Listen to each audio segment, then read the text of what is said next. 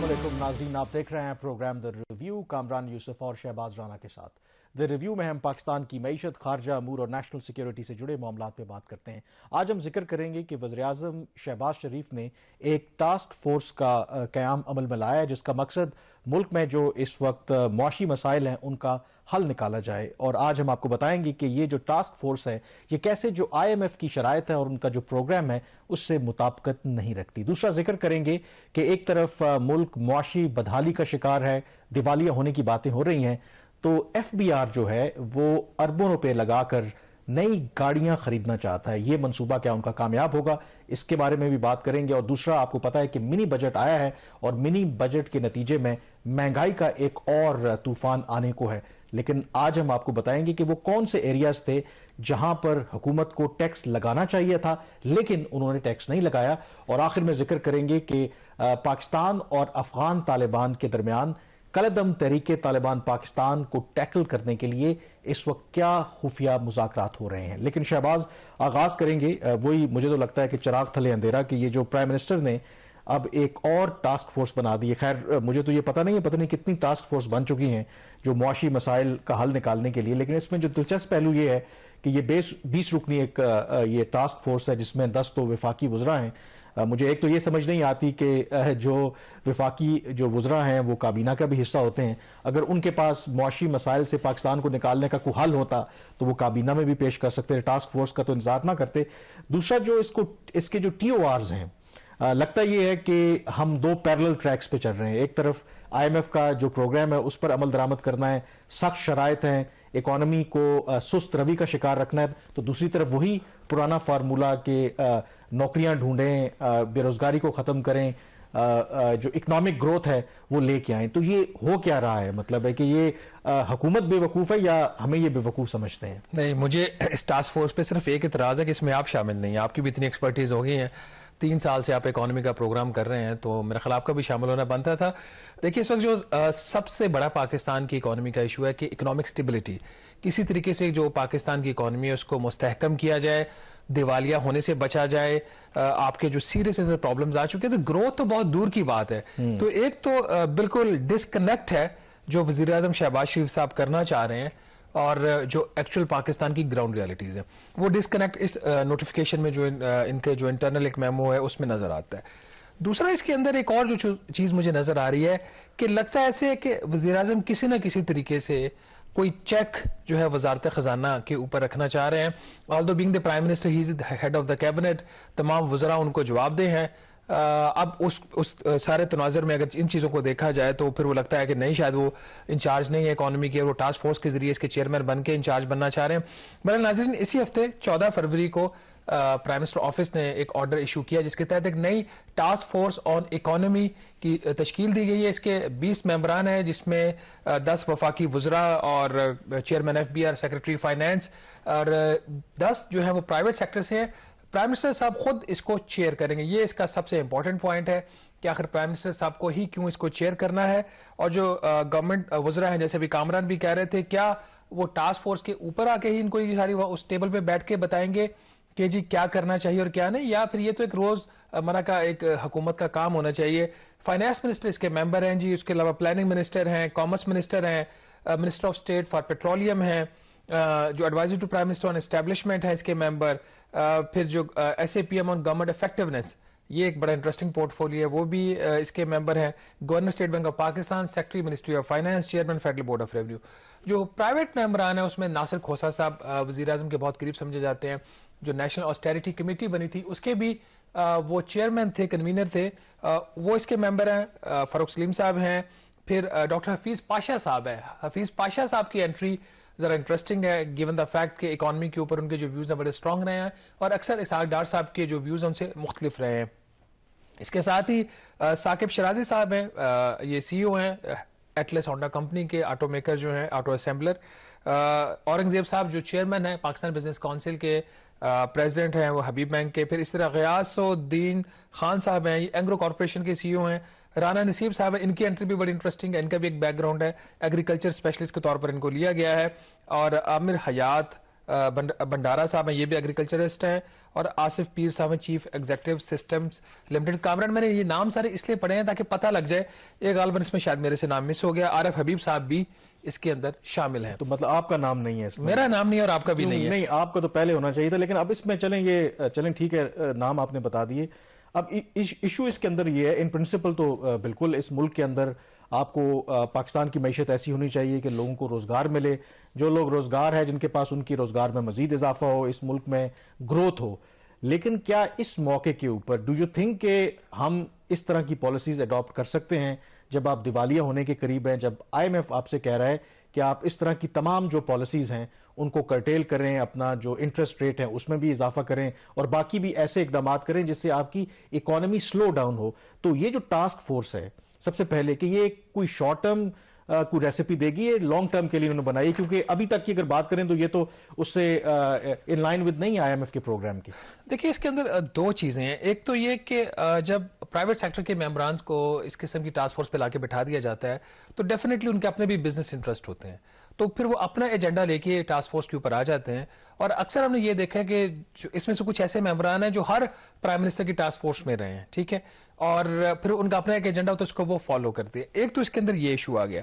دوسرا, جیسے آپ نے کہا کہ بھی حالات جو پاکستان کے چل رہے ہیں اس کے اندر اس طرح کی ٹاسک فورس کا بنانا وہ کیا ہو بھی سکتا ہے, اس کا کوئی فائدہ یا نہیں, خاص طور پر جس میں کنفلکٹنگ ویوز کے, ایک تو ہوتا ہے نا کہ ڈائیورجنٹ ویو ہوتا ہے, اچھی بات ہے, ڈسکشن ہوتی ہے, آپ ایک پوائنٹ آف ویو کے اوپر ایگری کرتے ہیں, یہ تو ایک چیز بڑی پازیٹیو ہوتی ہے. نیگیٹو چیز یہ کہ اس ٹاسک فورس کے اندر ایسے بھی ممبران ہیں جو ایک دوسرے کے ویو کو پسند ہی نہیں کرتے, ٹھیک ہے, تو اس قسم کے لوگوں کو ایک جگہ پہ لا کے بٹھا دینا, شہباز شریف صاحب کو اس کو چیئر کرنا. اب اس کا ایک ایک کر کے اس کا ٹی او آر جو ٹرمز آف ریفرنس ہیں, اس کے جو مقاصد اس کے انٹرنل ڈاکومنٹ میں بیان کیے گئے ہیں وہ کیا ہیں, وہ ڈسکس کر لیتے ہیں. پتہ چل جائے گا کہ کیا واقعی وزیر اعظم شہباز شریف صاحب کی جو سوچ ہے پاکستان کی اکانومی کے بارے میں, اس میں ایک کیا کلیئرٹی ہے, اس قسم کی کلیئرٹی ہے جو پاکستان کے موجودہ جو اکانومی کے حالات ہیں ان سے مطابقت رکھے. ان کا جو پہلا کامران ٹی او آر ہے, to review and suggest measures for ensuring fiscal discipline and reducing expenditure of government under all heads. اب پچھلے ہی ہفتے ہم نے جو پروگرام کیا تھا, جو نیشنل آسٹیرٹی کمیٹی بنی ہے, اس نے 800 ارب روپے پلس کی سیونگ کی ان کو پروپوزلز دی ہیں. تو جب وہ وہاں پہ آسٹیرٹی کمیٹی کا ان کے پاس باقاعدہ رپورٹ جا چکی ہے, تو اس ٹی او آر کو یہاں پہ ڈالنے کی کیا ضرورت ہے؟ کیا مطلب یہ سمجھ سے باہر ہے کہ کس طریقے سے یہ ہماری حکومت کام کر رہی ہے. اگر آپ دوسرا ٹی او آر دیکھ لیجئے, to examine measures for revenue enhancement including progress on point of sale scheme for bringing retail sector to tax net review of the real estate taxation, implementation of track and trace system, curbing smuggling and improving governance. اب یہاں پہ بھی آ جائیے, ایک revenue mobilisation commission بنایا ہوا ہے حکومت نے, جس کی سربراہی اشفاق تولا صاحب کو دی گئی ہے, اور ان کا جو سٹیٹس ہے وہ منسٹر آف سٹیٹ کا ہے. ایک پورا کمیشن ایک کام کے لیے بنا دیا آپ نے, وہ جو فنکشن جو کام ایک کمیشن نے کرنے وہ آپ نے یہاں پہ ڈال دیے. مطلب اس کی پھر مجھے کوئی سمجھ نہیں آ رہی کہ وزیر اعظم صاحب کو کیا پتہ نہیں کہ کمیشن کام کر رہا ہے, ایک چیز. دوسرا, انہوں نے کیا پروگرس پی او ایس کے اوپر کرنی کیا نہیں کرنی. ہم نے پچھلے پروگرام میں بتایا تھا کہ جو پی او ایس کی 1 روپے کی فی ہے وہ بھی ایف بی آر لے گیا تھا اپنے ذاتی, اپنے جو مفادات ہیں ان کے مالی, اس میں خرچ کرنے کے لیے. وہ بھلا اسحاق ڈار صاحب کا, انہوں نے ہماری خبر چھپنے کے بعد اس چیز کو رکوایا. تو اور پھر ٹیکسیشن جو ہے ریئل اسٹیٹ کی, جب منی بجٹ آپ لے کے آ رہے ہو تو پھر ٹیکسیشن تو اس وقت ہو جانی چاہیے تھی نا, بات کیا کرنی ہے آپ نے. اور دو چیزیں میں یہاں پہ کلیریفائی کر دوں, یہ جو ریٹیل سیکٹر اور دوسرا جو ہے آپ کا کنسٹرکشن اور ریئل اسٹیٹ سیکٹر, یہ دونوں آئی ایم ایف کے بہت قریب ہیں ایشوز, اور وہ اس کے اوپر حکومت سے باقاعدہ پروگرس آگے جو ہم چل کے اس پہ ذکر بھی کریں گے یہ کون کون سے ایریاز تھے جن کو ٹیکس کرنا چاہیے تھا اور انہوں نے نہیں کیا. اور تیسرا آپ اس کا ٹی او آر دیکھیے کہ جی to manage current account to achieve currency and external stability. اب یہ کام جو ہے وہ ایک تو اسٹیٹ بینک آف پاکستان کا مینڈیٹ ہے, ٹھیک ہے, اور اس کی آپ مثال یہاں سے لے لیجئے کہ جو ایکسٹرنل سیکٹر کے ایشوز تھے ادر دین فائنینسنگ, اس طرح کے جو معاملات ایکسچینج ریٹ کے, آئی ایم ایف نے حکومت سے وزارت خزانہ سے اس موضوع پہ بات ہی نہیں کی مذاکرات کے دوران. تمام جو ڈسکشنز ہوتی رہی وہ اسٹیٹ بینک آف پاکستان کے ساتھ ہوتی رہی. تو جب وزیر اعظم پاکستان بیٹھیں گے وہاں پہ ایکسچینج ریٹ آئے گا اور کوئی پارٹیسپینٹ یہ کہہ دے گا جی کہ ہمیں تو ڈالر وارے کھاتا ہے 225 کا, آج 265 کا ہے, تو کیا پھر وہ جو ریکمنڈیشن دیتے کہ ٹاسک فورس کے اس کو 225 روپے پہ لے آئے, تو کیا یہ اسٹیٹ بینک کی اٹانومی کے اوپر ایک بہت بڑا سوالیہ نشان نہیں آ جائے گا. ایکسپورٹ انہینسمنٹ کی بات کر رہی ہے, اچھی بات ہے, اس کے اوپر پلاننگ کمیشن پہلے ہی یہ کام کر رہے ہیں, انہوں نے اس کے اوپر ایک ٹاسک فورس اپنی بنائی ہوئی ہے پلاننگ کمیشن. حالانکہ وہ الگ بات ہے کہ انہوں نے جو وہ بجلی اور کی قیمتیں اب وہ ان کو سبسڈی پہ ڈرا کیے, تو اس پہ وہ ٹھیک ہے, اس کے اوپر میرا رو رہے ہیں ایکسپورٹرز جو ہے نا. چلیں تو ان کو رونا اس لیے بنتا ہے کہ ان کو 40 سال ہو گئے ایکسپورٹرز کو یہ سبسڈیز کے اوپر زندہ رہیں گے, یا ان کو جو ٹیرف ڈیوٹی فری سٹیٹس ملا ہوا ہے ای یو سے, امریکہ سے ملا ہے ماضی میں, اسی کے اوپر زندہ رہیں گے, یا کچھ کام بھی کریں گے یہ لوگ. نہیں کام کر سکتے تو اپنا بزنس بند کر کے کوئی اور شروع کر لیں یہ لوگ. پھر ٹھیک ہے, اگلا ان کا TORG to expedite inflow of potential investment and address the issues impeding foreign investment. یہ بڑا امپورٹنٹ ہے. آج جو فارن انویسٹر پاکستان میں کام کر رہا ہے, میری کچھ ڈپلومیٹک سورسز سے ملاقاتیں ہوئی, ویسٹرن جو ہیں اور چائنیز بھی, وہ ایک ان کا سب سے بڑا کنسرن یہ ہے کہ جو پہلے ہی سرمایہ کاری پاکستان میں ہو چکی ہے اور اس کا جو منافع ایز پر دیئر ایگریمنٹس انہوں نے ملک سے باہر لے کے جانا, وہ تو ہم نے روکا ہوا ہے, تو وہ تو پہلے ہی یہاں سے بھاگنے کی کوشش کر رہے ہیں. تو اس میں کوئی آپ کو راکٹ سائنس یا آپ کو کوئی ٹاسک فورس چاہیے آپ کو بتانے کے لیے کہ جو فارن انویسٹمنٹ کو آپ نے کیسے فیسیلیٹیٹ کرنا ہے. اب مجھے اگین اس کی یہاں پہ سمجھ نہیں آ رہی. اس میں دو چیزیں میں بھی ایڈ کرتا چلوں. دیکھیں, میری آپ وہ بات کر رہے تھے نا, ایک اہم جو ملک ہے دنیا کا, ان کے سفیر سے بات ہو رہی تھی اسی فارن انویسٹمنٹ کے حوالے سے, اور انہوں نے بڑا واضح کہا کہ آپ کیسے تصور کر سکتے ہیں کہ دیکھیں فارن انویسٹمنٹ کے لیے ایک تو آپ کو چاہیے کنسسٹنسی اپنی پالیسیز میں, پولیٹیکل سٹیبلٹی چاہیے, پھر قانون کی عملداری چاہیے. اور اس ملک میں وہ انہوں نے سوال کیا کہ کیا اس ملک میں وہ تمام انوائرمنٹ موجود ہے. سیکنڈلی جو آپ نے بات کی نا, اب تو ویسٹرن کمپنیز کو تو بھول جائیں. چین جو ہمارا دیرینہ دوست ملک ہے, ایک بہت بڑی کمپنی جو 30 سال سے پاکستان کے اندر اربوں کی ان کی یہاں پہ انویسٹمنٹ ہے, پچھلے سال سے جون سے لے کر اب تک ان کو جو منافع انہوں نے کمایا ہے وہ اسٹیٹ بینک آف پاکستان ان کو باہر لے جانے نہیں دے رہا. اور میرے ان کے ایک سینئر بندے سے بات ہو رہی تھی, تو وہ کہہ رہے ہیں کہ روز ان کی اپنے جو CEO ہیں ان کے ساتھ یہ بحث ہوتی ہے کہ کیا ہمیں پھر پاکستان سے وائنڈ اپ کر جانا چاہیے اپنا جو پروجیکٹ ہے یہاں سے بزنس. اور وہ کہتے ہیں اگر ہم کریں گے, ہماری ایسی جگہ پہ انویسٹمنٹ ہے کہ پاکستان کے لیے پھر بہت زیادہ مشکلات ہوں گی. تو جب آپ کے دوست ممالک اور ان کی جو کمپنیز ہیں انہوں نے بھی ہاتھ کھڑے کر دیے ہیں, بجائے اس کے کہ آپ اس طرح ٹاسک فورس بنائیں. اگر یہ باتیں مجھے اور آپ کو پتہ ہیں, پرائیویٹ میٹنگز میں ہمیں لوگ بتاتے ہیں, تو کیا یہ سرکار کو نہیں پتا؟ ان کے آپ ڈائریکٹ ایڈریس کریں بجائے اس کے کہ آپ ٹاسک فورس بتائیں اور وہ آپ کو بتائیں کہ ان کو یہ مسائل درپیش ہیں. اب دیکھیں یہ جو سارا پرابلم ہے. پھر دوسری بات ہے کہ to expedite privatisation of public assets, اب اس کے اوپر ایک پرائیویٹائزیشن کمیشن بنا ہوا ہے. ابھی ایک گورنمنٹ نے نیا G2G ایک لا بنایا ہے, اس کے باوجود پرائیویٹائزیشن نہیں ہو رہی. باقی ان کے 2-3 جو TORs ہیں کہ یہ انرجی سیکٹر ریفارمز کے لیے ایک پیکج دیں گے, اور جو سرکولر ڈیٹ کو کم کرنا ہے اس کو کیسے کریں گے. ابھی ناظرین revise circular debt management plan جو ہے وہ IMF کے ساتھ طے ہو چکا ہے. تو کیا وہ جو پلان IMF کے ساتھ طے ہوا ہے اس کو آپ ردی کی ٹوکری میں پھینک دیں گے؟ یہ آپ کو کوئی نئی چیز دے گا؟ یہ میرا خیال ایک بالکل ایک کلیئر ایک ویسٹیج آف ٹائم حکومت کر رہی ہے. اور ایک اور جو امپورٹنٹ ان کا TOR ہے کہ to manage inflation and ensure adequate supply of food and essential commodities. اب یہ دیکھیں, اب انفلیشن کو مینج کرنا کام ہے under the state bank act. جو پرائمری ریسپانسبلٹی ہے وہ اسٹیٹ بینک آف پاکستان کی ہے. اچھا, یہاں پہ یہ کیسے مینج کریں گے؟ اور باقی جو چیزیں ہیں, سپلائی چین ہے, اس کی ڈیمانڈ کا جو ایشو ہے, صوبے بھی اس میں ریسپانسبل, صوبہ اس کا ممبر کوئی نہیں. مطلب ایک ایکسرسائز ان فیوٹیلٹی ہے. آپ نے پرائیویٹائزیشن کی بات کی, لیکن یہاں پہ لوگوں کو ہم بھارت کے ساتھ ویسے تو بہت مقابلہ کرتے ہیں. انہوں نے 5 نیوکلیر دھماکے کیے, ہم نے 6 یا 7 کر دیے, باقی جتنا جو کرتے رہتے ہیں.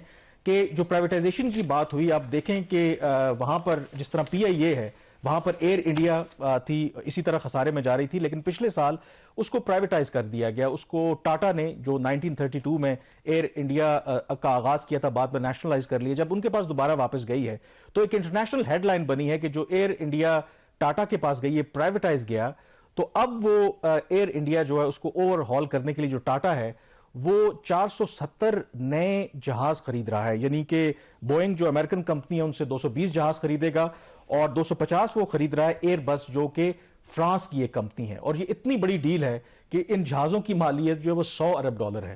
اور یہ جب ڈیل ہوئی تو اس کے بعد امریکہ کے صدر نے بھارتی وزیر اعظم نریندر مودی کو فون کیا, فرانس کے صدر نے ان کو فون کیا, اور بائیڈن نے یہ کہا کہ صرف اس ایک ڈیل کی وجہ سے امریکہ کے اندر 10 لاکھ نوکریاں پیدا ہوں گی. اور اس کے 2 پہلو ہیں, ایک کہ پرائیویٹائزیشن کیسے کی جاتی ہے اور اس کے کیا فوائد ہوتے ہیں, اس میں ہمیں یہ نظر آ رہا ہے, کیونکہ اگر یہ بھارتی سرکار کے پاس ہی رہتی تو وہ 470 نئے جہاز نہ خرید سکتے. دوسرا, جب آپ کی فرانس اور امریکہ جیسے ملک کے ساتھ اس طرح کی اکنامک پارٹنرشپ ہوگی تو پھر وہ کشمیر کے اوپر یا جو پاکستان جس پر بہت زیادہ شور کرتا ہے کہ ہمارا دنیا ساتھ نہیں دیتی تو وہ کیوں آپ کا ساتھ دے گی؟ یہ ہمیں سوچنے والی بات ہے. بریک پہ جائیں گے اور بریک کے بعد ہمارا تذکرہ کچھ کریں گے FBR کے حوالے سے.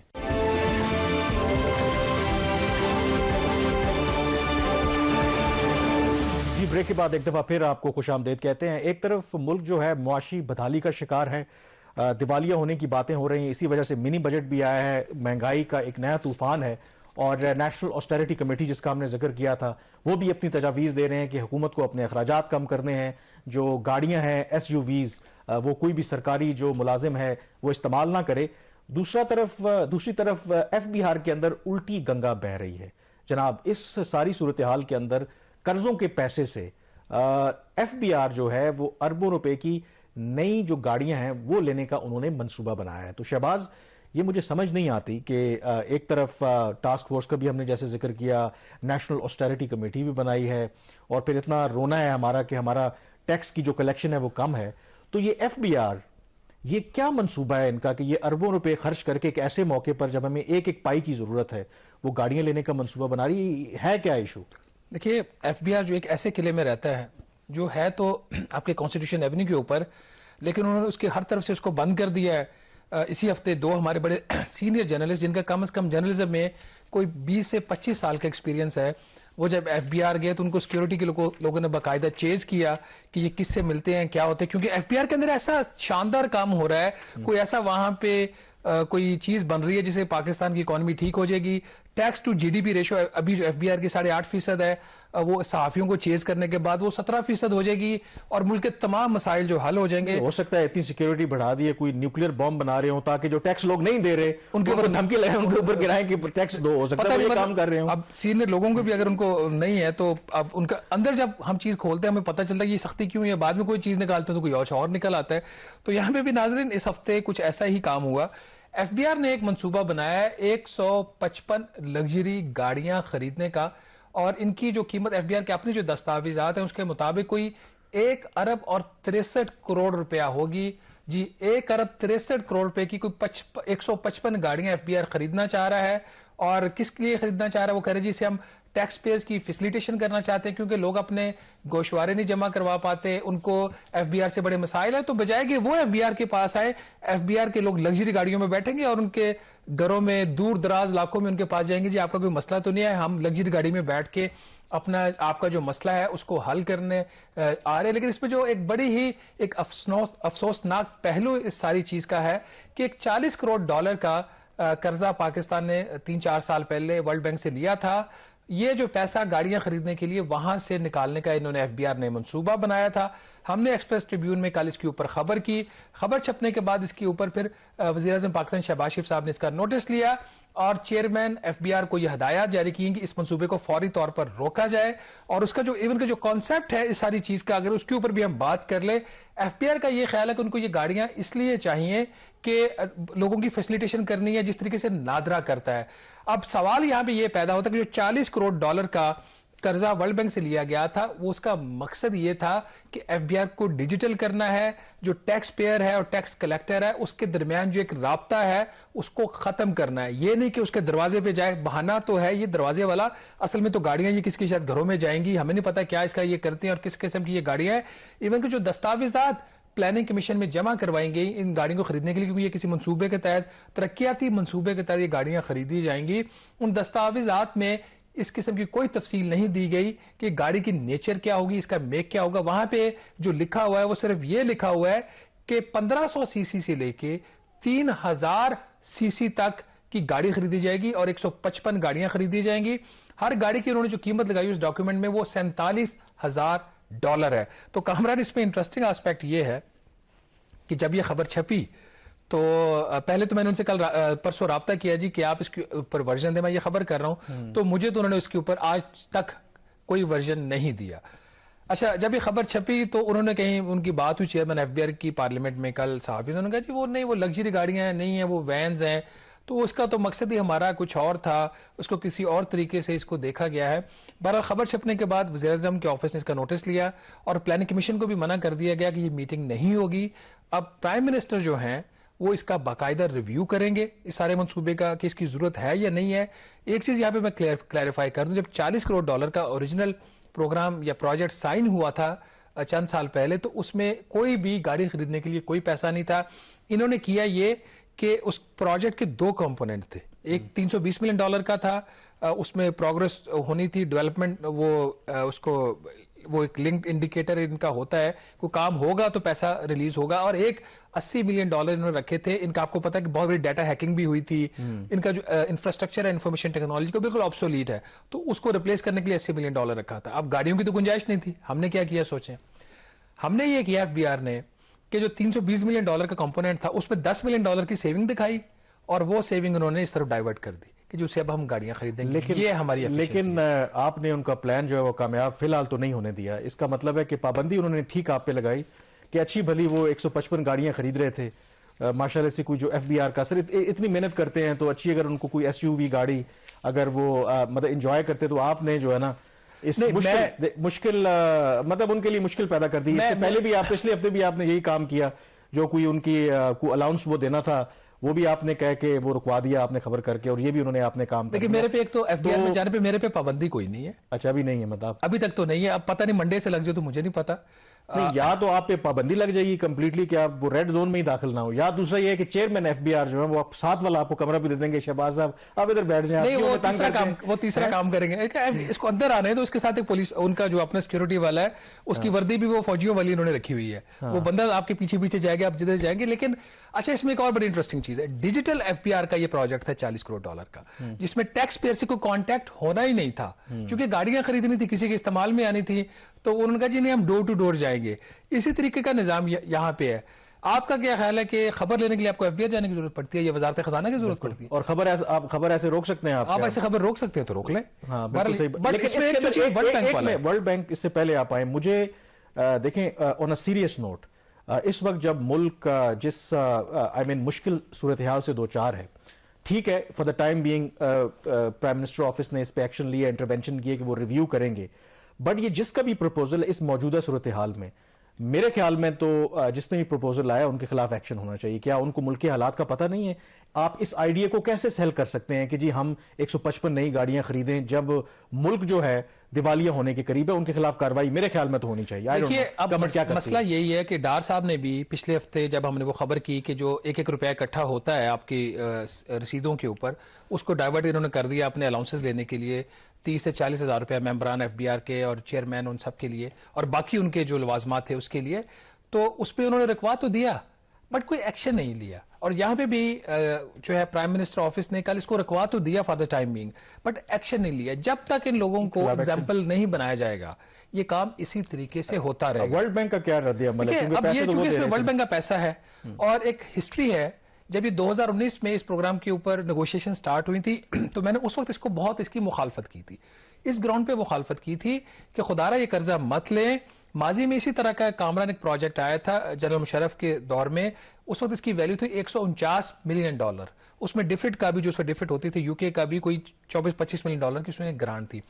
وہ تمام کا تمام پیسہ بجائے کوئی ریفارم یا اصلاحات ہونے کے FBR کے, گاڑیاں خریدنے میں, کمپیوٹرز خریدنے میں, کیپیسٹی بلڈنگ میں, اس طرح کے کاموں پہ ضائع کیا گیا. تو یہاں پہ ورلڈ بینک میڈ شیور کہ اس میں کوئی اس قسم کا پیسہ نہ رکھا جائے. لیکن اس سے باوجود بھی یہ $155 ارب کا اس پہ ایک سامنے چیز آ گئی. تو ناظرین اس کے اوپر ورلڈ بینک نے بھی ہمیں اس کے اوپر رسپانس دیا اس خبر کے اوپر. تو یہاں پہ ورلڈ بینک بھی حیران ہے کہ 155 گاڑیاں کہاں سے آ گئی.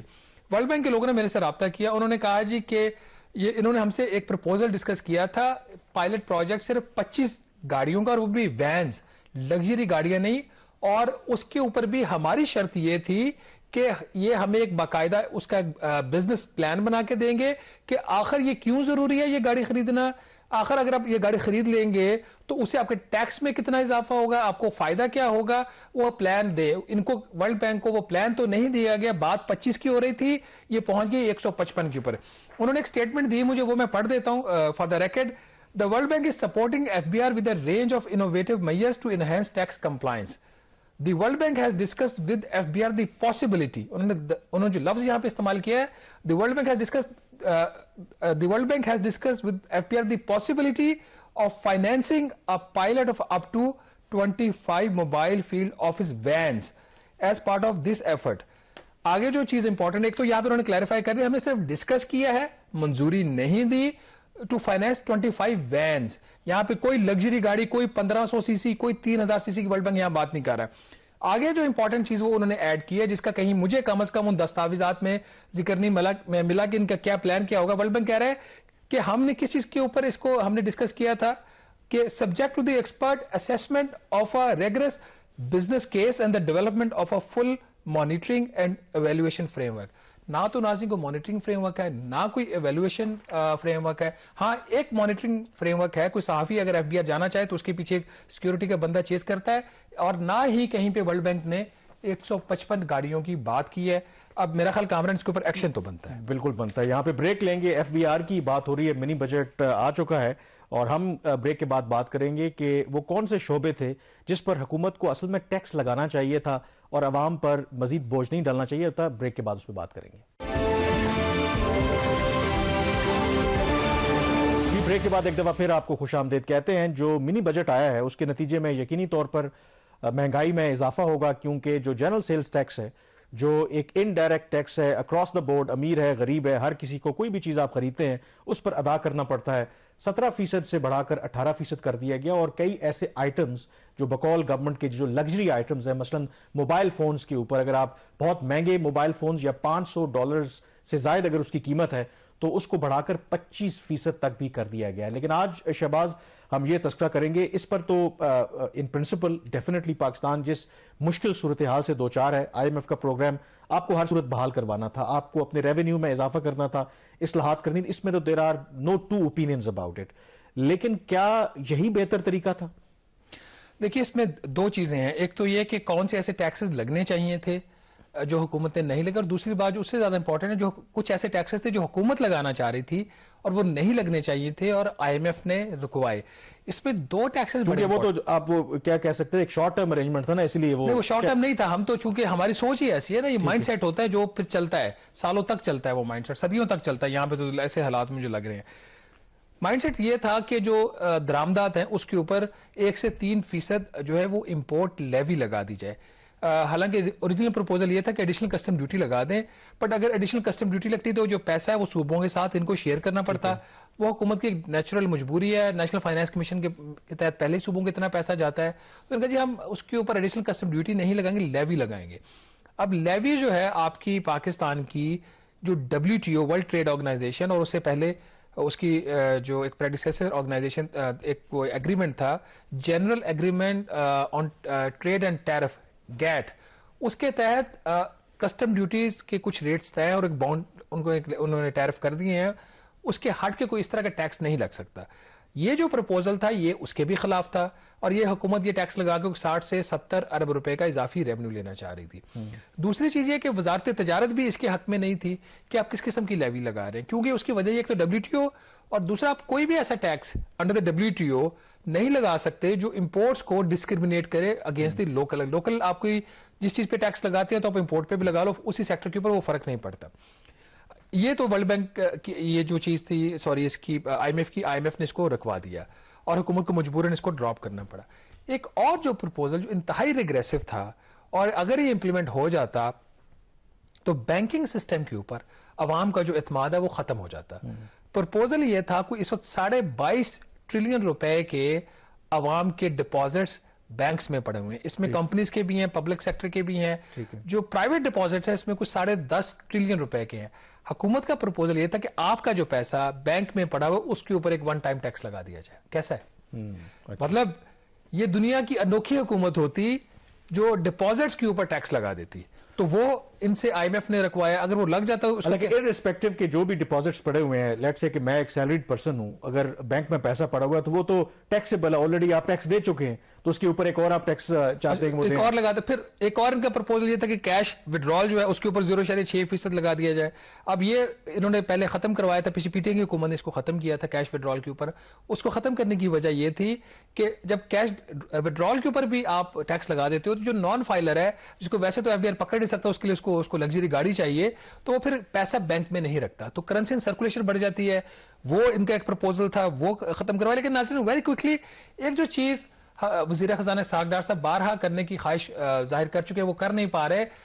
جو کچھ کمرشل بینکوں نے، جن کو اسٹیٹ بینک آف پاکستان نے ان کو شو کاز نوٹس بھی کیا تھا، انہوں نے کرنسی کی مینیپولیشن کی. اس کے حوالے سے governor state bank of Pakistan کی، ڈیپٹی گورنر اسٹیٹ بینک کی سٹیٹمنٹس آن دا ریکارڈ ہیں.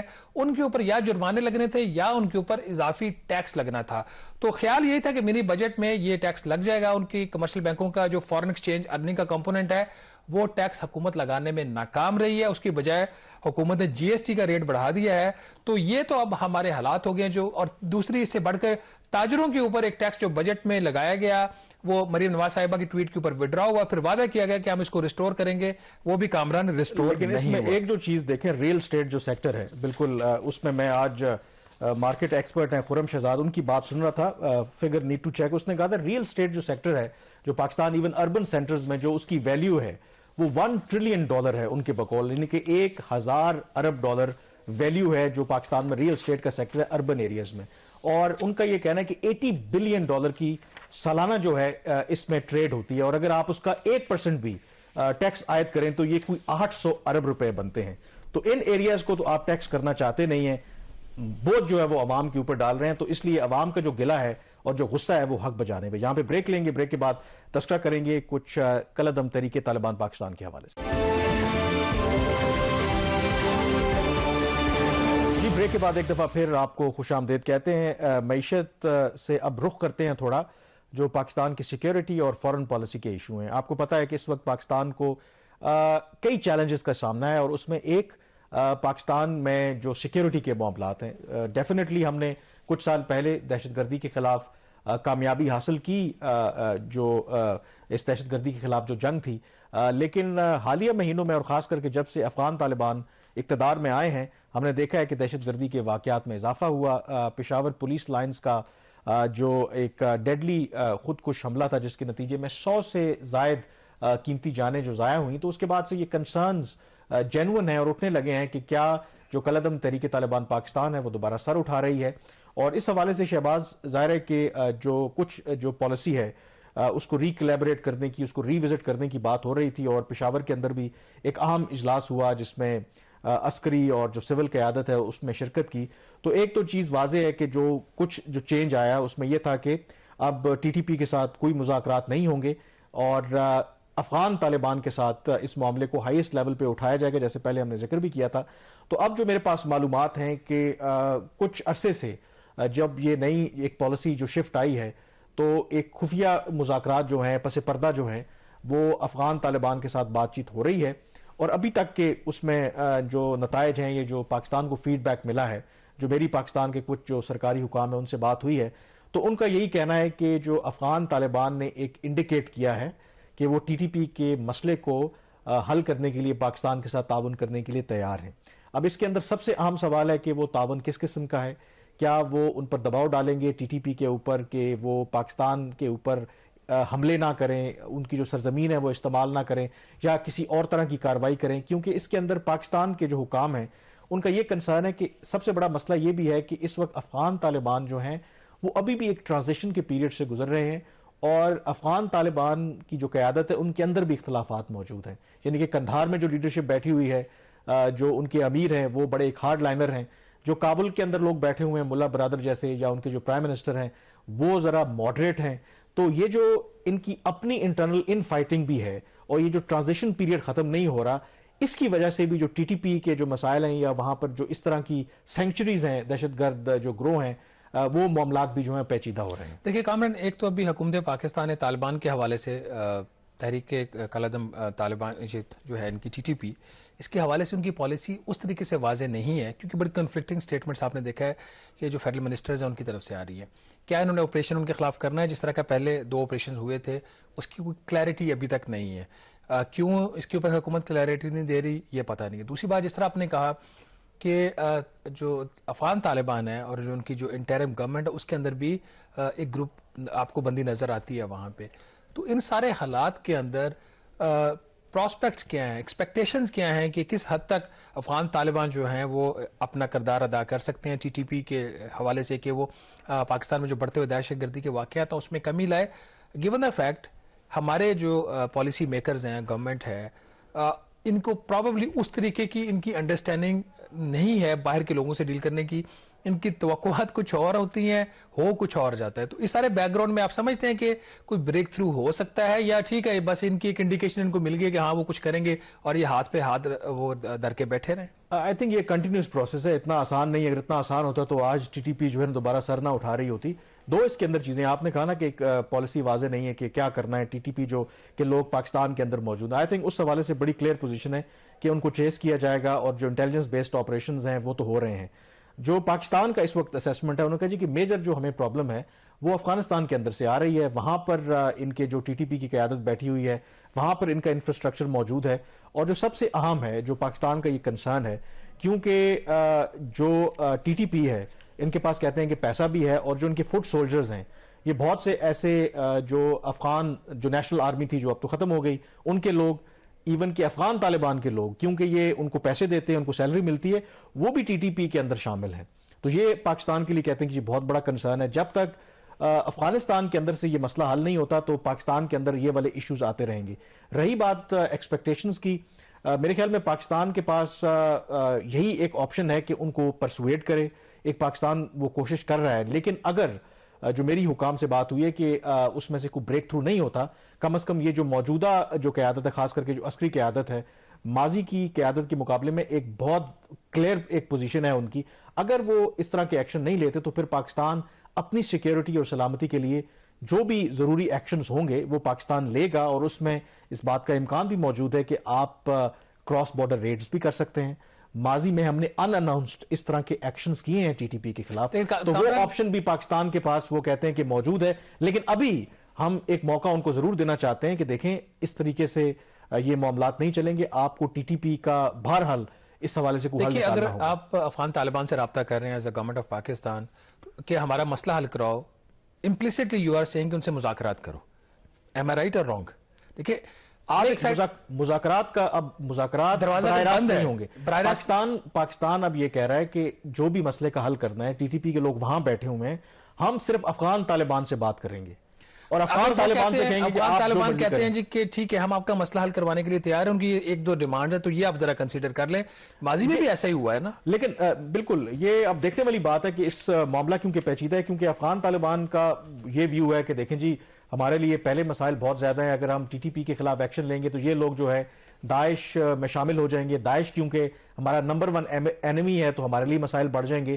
تو یہ بہت کمپلیکیٹڈ ایشو ہے, اور یقینی طور پر ماضی میں اگر ہم سے غلطیاں نہ ہوئی ہوتی تو شاید اس سچویشن کا ہمیں سامنا نہ کرنا پڑتا. اینی ویز پروگرام دا ریویو سے اتنا ہی. مجھے کامران یوسف اور شہباز رانا کو اجازت دیجیے. اللہ حافظ.